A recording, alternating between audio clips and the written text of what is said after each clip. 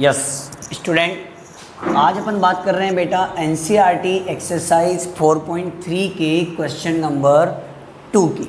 समझेगा ध्यान से। क्वेश्चन नंबर 2 में है find roots by using quadratic formula.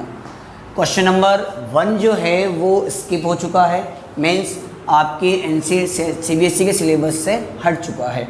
अब अपन बात कर रहे हैं question number 1, 2x² minus 7x plus 3 equal to 0।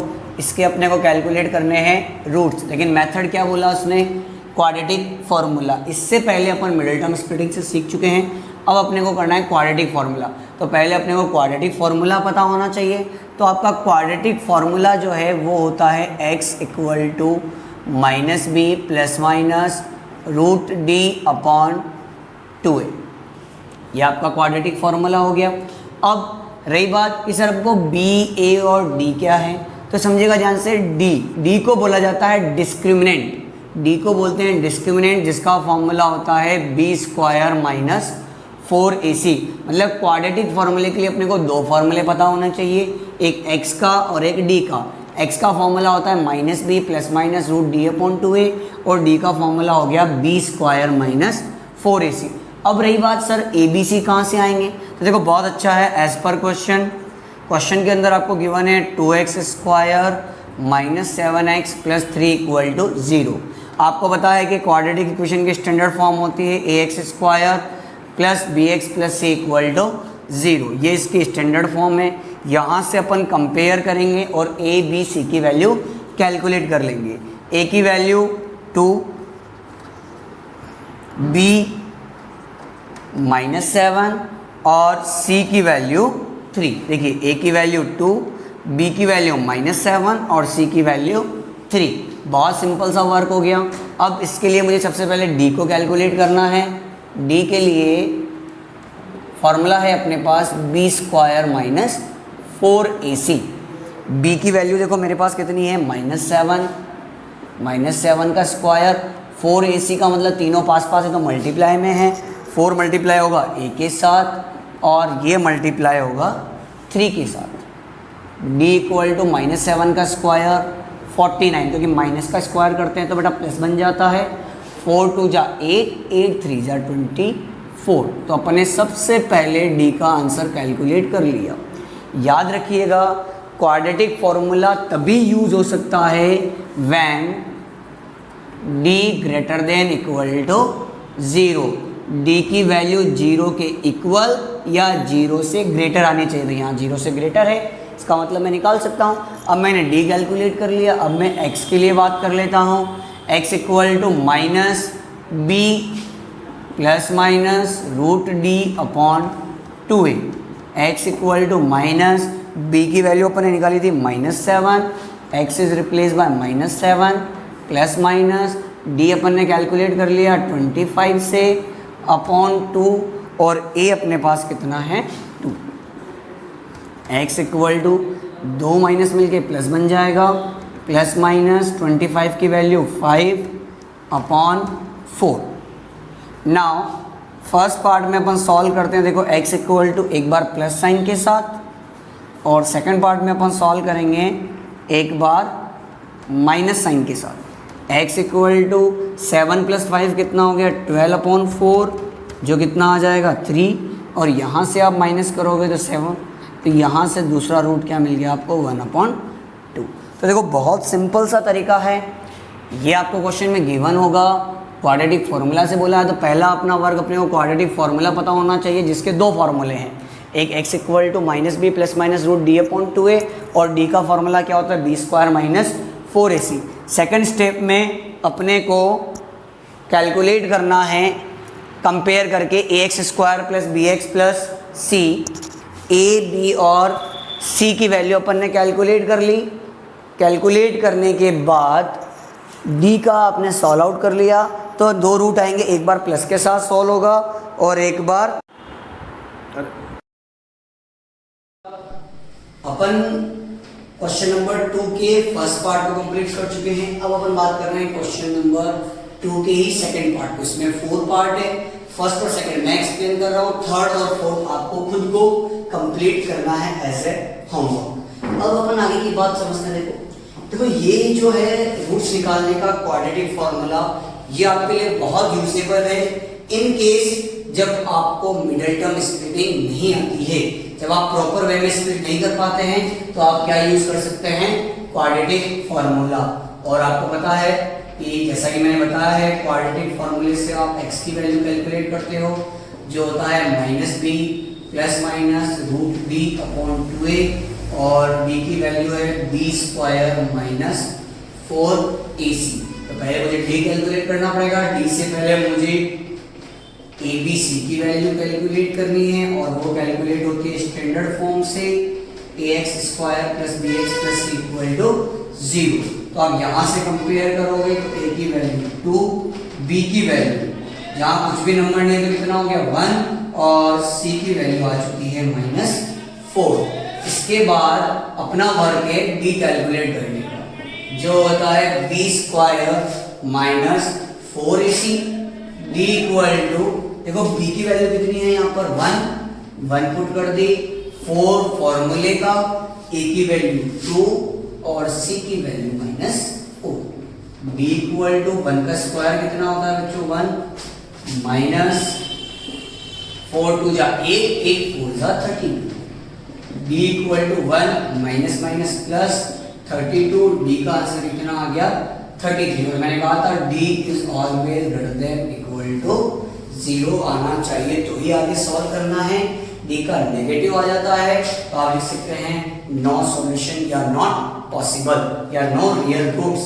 Clear. अब d का आंसर 33 आ गया। नाउ सॉल्व कर लेते हैं। x equal to minus b की वैल्यू पुट करनी है जो कितनी है 1 प्लस माइनस रूट d की वैल्यू जो अपन ने कैलकुलेट की कितनी आई है 33 अपॉन 2 और a की वैल्यू कितनी है x equal to -1 plus minus. देखो प्रीवियस क्वेश्चन में 25 आया था और 25 की वैल्यू 5 होती है, यहाँ है 33 की वैल्यू नहीं निकल सकती रूट में तो अपन रूट में ही रहने देंगे और 2 2 से कितना हो गया 4। नाउ फर्स्ट पार्ट में मैंने कहा था एक बार प्लस साइन के साथ सॉल्व करेंगे और एक बार माइनस के साथ। जब मैंने प्लस के साथ सॉल्व किया तो अपॉन 4 में आ गया और सेकंड पार्ट के लिए सॉल्व किया तो क्या बन गया ये माइनस। तो कंफ्यूज नहीं होना है कि सर कभी रूट में आता है कभी रूट में नहीं आता, depend on the value of D. अगर डी का ऐसा नंबर निकल के आ जाता है जो रूट की वैल्यू से सॉल्व हो सकता है तो सिंपलीफाई करेंगे, नहीं हो सकता है इट्स ओके। हाँ तो बच्चों अब अपन बात कर रहे हैं अपने क्वेश्चन नंबर 3 की। इसमें देखो वापस लिखा हुआ है find roots of the following equation. समझिएगा क्वेश्चन नंबर 2 में और 3 में डिफरेंस क्या रह गया। 2 के अंदर आपके पास क्या था कि इक्वेशन बना के दे रखी थी क्वाड्रेटिक इक्वेशन, तो आपने सीधा क्वाड्रेटिक फॉर्मूला लगाया और क्वेश्चन को सॉल्व कर लिया। बट यहाँ क्वाड्रेटिक इक्वेशन ना देके ओनली क्या गिवन है इक्वेशन। तो इक्वेशन को पहले अपन क्वाड्रेटिक में कन्वर्ट करेंगे, क्वाड्रेटिक में कन्वर्ट करने के बाद अपन लगाएंगे क्वाड्रेटिक फॉर्मूला, मतलब अपने लिए एक स्टेप और एक्स्ट्रा हो गई। अब उसको करने के लिए देखो फ्रैक्शन फॉर्म में दिया हुआ है क्वेश्चन, और जब भी फ्रैक्शन फॉर्म को सॉल्व करना हो प्लस या माइनस में अपन लेते हैं एलसीएम। अब बहुत ध्यान से समझिएगा बच्चों कि एलसीएम कैसे लिया जाता है। एलसीएम लेने का तरीका ये होता है कि डिनोमिनेटर को आप डिनोमिनेटर से मल्टीप्लाई करेंगे, डिनोमिनेटर मल्टीप्लाई बाय डिनोमिनेटर। तो इसका डिनोमिनेटर 1 है और इसका डिनोमिनेटर x है। 1 को x से मल्टीप्लाई करेंगे तो क्या आ जाएगा x, और न्यूमरेटर के लिए अपन करते हैं क्रॉस मल्टीप्लाई। क्या करते हैं क्रॉस मल्टीप्लाई। तो देखिए x किससे क्रॉस मल्टीप्लाई होगा, x के साथ क्या बना देगा x स्क्वायर, और ये 1 किससे मल्टीप्लाई होगा 1 के साथ, तो बन जाएगा 1 इक्वल टू 3। याद रखिएगा ऐसे क्वेश्चन में हमेशा फ्रैक्शन फॉर्म के वेरिएबल को सॉल्व करने के लिए क्या करते हैं, एलसीएम के लिए denominator is multiply by denominator और न्यूमरेटर के लिए अपन क्या करेंगे क्रॉस मल्टीप्लाई। अब x डिवाइड में है उस साइड ट्रांसफर होगा तो मल्टीप्लाई में क्या बना देगा 3x, फिर ये 3x इस साइड आएगा इसमें चेंज हो जाएगा माइनस में, अपना वही मेथड। अब अपन लगाएंगे क्वाड्रेटिक फॉर्मूला जो होता है x equal to -b plus minus √d upon 2a और डी का फॉर्मूला आपको याद होना चाहिए बी स्क्वायर माइनस 4ac, और फॉर्मूले के लिए मुझे ए बी सी की वैल्यू पता होनी चाहिए, तो कंपेयर करके निकाल सकते हैं a x square plus b x plus c से। जब आप कंपेयर करोगे तो देख लेते हैं अपन, कंपेरिजन करने के बाद आपको मिल रहा है, देखते हैं ध्यान से, यहाँ कोई भी नंबर नहीं है तो क्या बना जाएगा, इसका मतलब ए की वैल्यू 1, बी की वैल्यू -3 और सी की वैल्यू -1।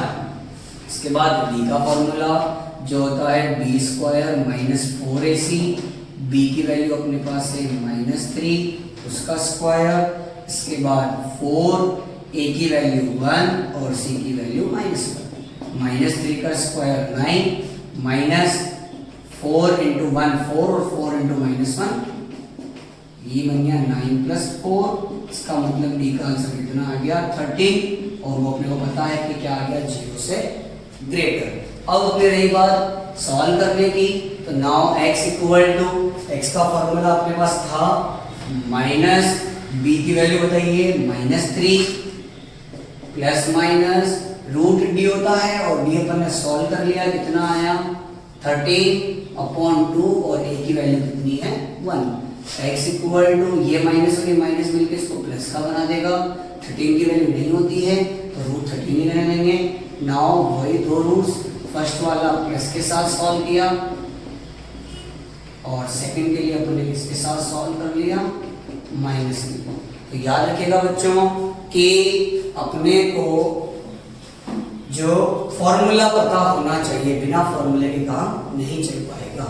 यस, अब बात कर रहे हैं बेटा अपन क्वेश्चन नंबर 3 के पार्ट नंबर 2 की, समझिएगा ध्यान से, वही क्वेश्चन सेम है, आपको क्या निकालने हैं रूट्स और क्वाड्रेटिक इक्वेशन ना देके क्या गिवन है क्वेश्चन में, इक्वेशन, फ्रैक्शन दिया हुआ है, और मैंने कहा था फ्रैक्शन के केस में एलसीएम कैसे लेंगे, डिनोमिनेटर मल्टीप्लाई बाय डिनोमिनेटर, और न्यूमरेटर के लिए अपन क्या करेंगे, क्रॉस मल्टीप्लाई।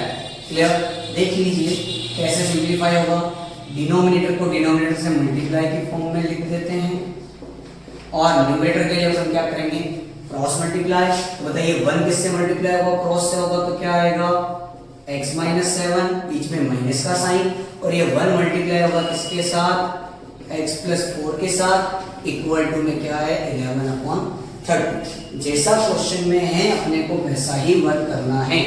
क्लियर, इसके बाद आगे सॉल्व कर लेते हैं। देखो बहुत सिंपल वे में ब्रैकेट ओपन करेंगे तो x - 7 माइनस x, ये माइनस प्लस मिलके क्या बना देगा माइनस, तो कॉन्सेंट्रेट होकर काम करेंगे तो कभी भी साइन की मिस्टेक नहीं होगी, और अगर इन क्वेश्चन में एक भी जगह अपने साइन गलत लगा दिया तो डेफिनेटली अपना आंसर गलत ही आना है। नीचे मल्टीप्लाई करना है क्योंकि दोनों ब्रैकेट पास पास है, पहले ये x इस x से मल्टीप्लाई होगा तो क्या बनाएगा x², फिर x वापस इस -7 से होगा तो -7, फिर ये 4 इस x के साथ होगा तो 4x, और ये 4 इस 7 के साथ होगा तो क्या बना देगा 28, इक्वल टू कितना आ गया 11/30। फिर देखो सिंप्लीफाई कर सकते हैं, ये x जो है वो प्लस का है और ये x किसका है माइनस का है, कैंसिल हो गया, माइनस और माइनस मिलके क्या होता है प्लस, तो 7 और 4 मिलके क्या बना देंगे 11, और दोनों में 7 बड़ा है तो साइन किसका आएगा माइनस का। x², एक माइनस का है और एक प्लस का है, तो माइनस प्लस क्या होगा माइनस, 7x में से 4x माइनस हुआ तो 3x -28 इक्वल टू 11/30। अब देखिए दोनों तरफ 11 आ रहा है, आप चाहे तो क्रॉस मल्टीप्लाई कर लें, ये 11 इससे मल्टीप्लाई होगा x² माइनस 3x -28, और इधर मल्टीप्लाई करोगे तो -11 किससे मल्टीप्लाई होगा 30 के साथ, दोनों तरफ 11 मल्टीप्लाई में 11 से 11 क्या हो जाएगा कैंसिल।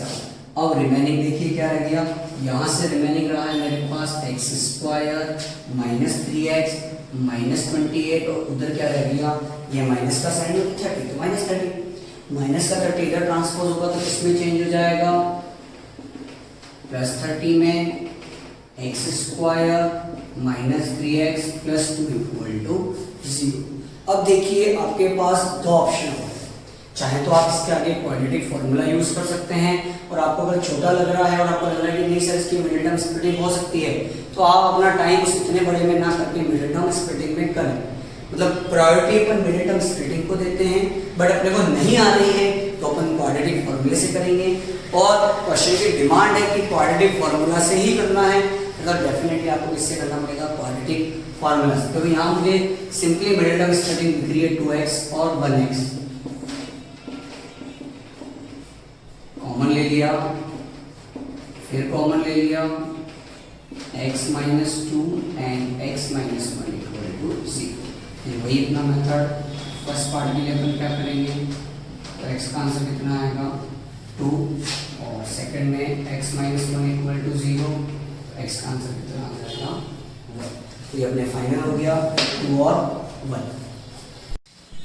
यस, थोड़ा अब अपन इसी सिमिलर पैटर्न पे बात कर रहे हैं क्वेश्चन नंबर 4 की। ठीक है, अपन ने कंप्लीट किया है क्वेश्चन नंबर 2, 3 और अब हम कर रहे हैं 4। 2 और 3 को पहले मैं डिस्क्राइब कर देता हूं। तो क्वेश्चन नंबर 2 में अपन ने जो किया था उसमें पहले से क्वाड्रेटिक इक्वेशन गिवन थी।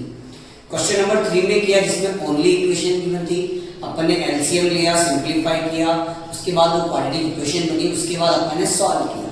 अब जो क्वेश्चन नंबर 4 है, देखो उसमें क्वाड्रेटिक भी नहीं है, इक्वेशन भी नहीं है, ये तो वर्ड प्रॉब्लम आ गई। तो पहले वर्ड प्रॉब्लम की लैंग्वेज को यूज करके अपन इक्वेशन बनाएंगे, इक्वेशन से अपन क्वाड्रेटिक बनाएंगे, और क्वाड्रेटिक से अपन सॉल्व करके आंसर कैलकुलेट करेंगे। अब देखिए क्वेश्चन की लैंग्वेज में द सम, किसका सम, ऑफ रेसिप्रोकल, रेसिप्रोकल का सम, किसके रेसिप्रोकल का सम, रहमान्स एज, रहमान की एज के रेसिप्रोकल का आपको क्या करना है, सम। और एज कौन सी, एक एज तो उसने बोला है 3 ईयर अगो, मतलब 3 साल पहले वाली एज, और एक 5 इयर्स फ्रॉम नाउ, आज से 5 साल बाद वाली एज। उन एज के रेसिप्रोकल्स का आपको क्या करना है, सम करना है। इसका मतलब पहले तो मुझे रहमान की आज की एज पता होनी चाहिए, जो अपने को पता नहीं है। तो let present age of Rahman be x, Rahman की प्रेजेंट एज को अपन ने क्या एज्यूम कर लिया, x। अब एक क्वेश्चन की डिमांड है 3 year ago, now 3 year ago, 3 साल पहले, एज ऑफ रहमान। सोचिए बच्चों, अगर आज किसी पर्सन की एज 20 ईयर है तो 3 ईयर पहले एज ज्यादा होती है या कम होती है, तो ऑब्वियस बात है पहले वाली एज कम होती है। इसका मतलब रहमान की प्रेजेंट एज से पहले वाली एज कम होगी, और कम के लिए अपन क्या कर देते हैं, minus. And now 5 years after, आज से 5 साल बाद, एज ऑफ रहमान, आज जो आपकी एज है, सपोज आप आज 16 इयर्स के हैं, 5 साल बाद आपकी एज इंक्रीज होगी, और इंक्रीज के लिए अपन क्या करेंगे, x प्लस 5। ये पहला कंसेप्ट है। प्रेजेंट एज को अपन ने x एज्यूम किया, अगो पहले वाली एज कम होती है, तो साइन किसका लगेगा, माइनस का। नाउ का मतलब आगे वाली एज, अब जो एज आने वाली है, आने वाली एज ज्यादा होगी, तो साइन किसका लगेगा, प्लस का। एज अपन ने पता कर ली रहमान की, एज का अपने को क्या करना है, रेसिप्रोकल, और रेसिप्रोकल में अपन उल्टा कर देते हैं। सपोज x माइनस 3 के नीचे कुछ भी नहीं है तो 1, और इसका उल्टा क्या हो जाएगा, 1 अपॉन x माइनस 3, और इस एज का रेसिप्रोकल क्या बन जाएगा, 1 अपॉन x प्लस 5। तो इसके नीचे भी कुछ नहीं, 1, और रेसिप्रोकल का मतलब उल्टा कर देना, और रेसिप्रोकल का क्या करना है, सम। सम के लिए साइन किसका लगेगा, प्लस का। इज इक्वल टू में क्वेश्चन में कितना बोला है, 1/3, तो अपन ने भी कितना कर दिया, 1/3। अब चेक करो क्या है क्वेश्चन नंबर 2, 3 के फॉर्मेट में कन्वर्ट हो गया। न्यूमरेटर डिनोमिनेटर फॉर्म में एलसीएम लेना पड़ेगा। एलसीएम का पैटर्न मैं आपको सिखा चुका हूं। इन दोनों को आप किसके फॉर्म में लेंगे, मल्टीप्लाई, और ऊपर के लिए क्रॉस मल्टीप्लाई। 1 किससे मल्टीप्लाई होगा, x प्लस 5 के साथ, फिर प्लस का साइन, और 1 किससे मल्टीप्लाई होगा, x माइनस, और इक्वल टू में अपने पास ऑलरेडी क्या है, 1/। अब इसको सॉल्व करते हैं। देखो ये x और ये x मिलकर क्या बन गया, 2x प्लस 5 में से 3 माइनस होगा तो 2 बचेगा। नीचे मल्टीप्लाई करेंगे, x मल्टीप्लाई होगा x स्क्वायर, x मल्टीप्लाई होगा 5 के साथ, minus 3x minus 15 equal to 1/3। 2x plus 2 x square, 5x में से 3x गया तो 2x माइनस 15 इक्वल टू 1/3। अब क्रॉस मल्टीप्लाई करना पड़ेगा। तो ये जब इससे मल्टीप्लाई होगा तो क्या बना देगा, x square plus 2x minus 15, और ये 3 इन दोनों से मल्टीप्लाई होगा तो क्या बना देगा, 6x प्लस 6। देखिए 3 पहले 2x से होगा तो 3 2 6x, और 3 जब 2 से होगा तो 6। ट्रांसपोज कर लेते हैं, एक्स स्क्वायर प्लस 2x इधर आएगा तो माइनस 6x माइनस 15, ये इधर आएगा तो माइनस 6 एक्स स्क्वायर, 2x में से 6x गया तो 4x माइनस माइनस प्लस 15 और 6 मिलके 21 इक्वल टू 0। अब मिडिल टर्म स्प्लिटिंग हो सकती है। देखो फर्स्ट नंबर लास्ट नंबर से मल्टीप्लाई होगा तो कितना आ रहा है, 21 किसकी टेबल में आता है, 1 की टेबल में 21, 2 में आता ही नहीं है, 3 की टेबल में 7 1, 4 में नहीं आता, 5 में नहीं आता, 6 में नहीं आता, 7 की टेबल में कितने टाइम, 3 टाइम। माइनस करने पे कितना आना चाहिए, 4। ये फैक्टर हो गए आपके, सिंपली अपन सॉल्व कर लेते हैं। x माइनस 7 फिर x माइनस 7 और x plus 3 equal to 0। Now first part x minus 7 equal to 0 और second part x plus 3 equal to, यहाँ से x का आंसर कितना आएगा 7 और यहाँ से x का आंसर कितना आया -3। अब आगे की बात समझें। देखो आपने जो ली है वो क्या ले रखी है, प्रेजेंट एज, किसकी फॉर्म में, x की फॉर्म में, और x के दो आंसर 7 और -3। तो देखो ये आपको पहले से ही पता होना चाहिए कि किसी भी पर्सन की एज कभी भी नेगेटिव नहीं होती है, एज कभी भी नेगेटिव नहीं हो सकती है। बर्थ होते ही आपकी एज हमेशा पॉजिटिव में आगे बढ़ती है, नेगेटिव कभी भी पॉसिबल नहीं है। इसलिए आप इस वाले आंसर को नेगलेक्ट करेंगे और ये जो आई है ये इस रहमान की क्या बन चुकी है, प्रेजेंट एज। क्लियर है बच्चों। इसके बाद अपन नेक्स्ट स्टार्ट करेंगे। इस चैनल को सब्सक्राइब करते रहे, लाइक करते रहे और अपने दोस्तों के साथ शेयर करते रहे।